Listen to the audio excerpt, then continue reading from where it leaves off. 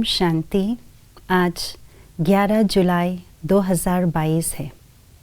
हम अपने मन के या दिल के शुद्ध और शुभ भावनाओं को सदा श्रेष्ठ और सदा कायम कैसे रख सके और नेगेटिव भावनाओं से सदा दूर कैसे रखें, इसकी विधि हम आज के स्लोगन में सुनेंगे। आइए सुनते हैं आज का स्लोगन। छोटी छोटी बातों में दिल न भर जाए, इसका ध्यान रखो। शक के शिकारी नहीं बनो।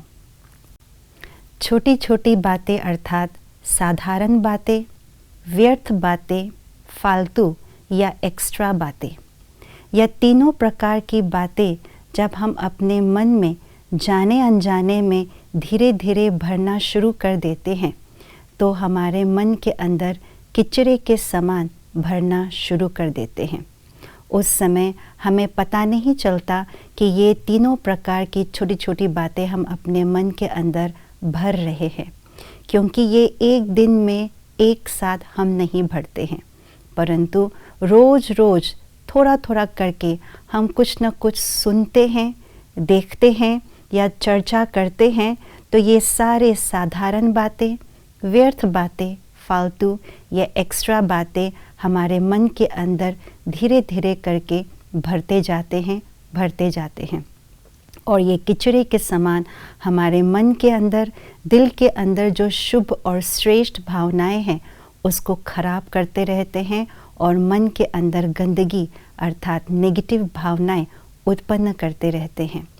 क्योंकि ये गंदगी है, ये खराब चीज़ है, इसीलिए न केवल हमारे मन को खराब करते परंतु हमारे मन के अंदर शक रूपी जो दीमक है उसको भी पैदा करते रहते हैं।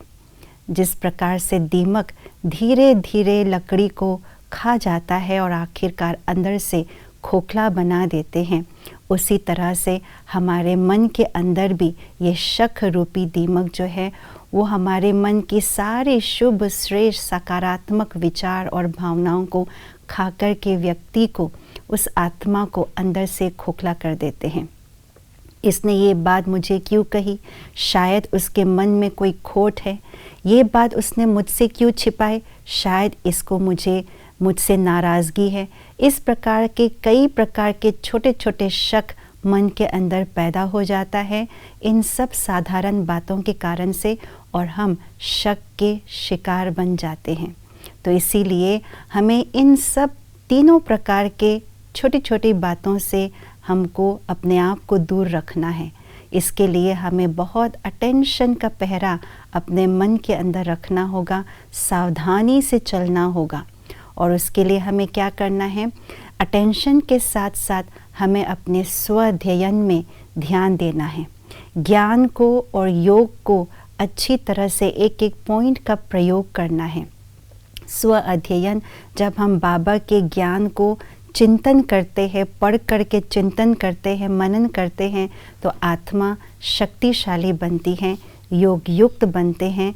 तो इसी विधि से हम छोटी छोटी बातों से अपने आप को दूर रख सकते हैं और शक के दायरे से भी अपने आप को बाहर ले आ सकते हैं। ओम शांति।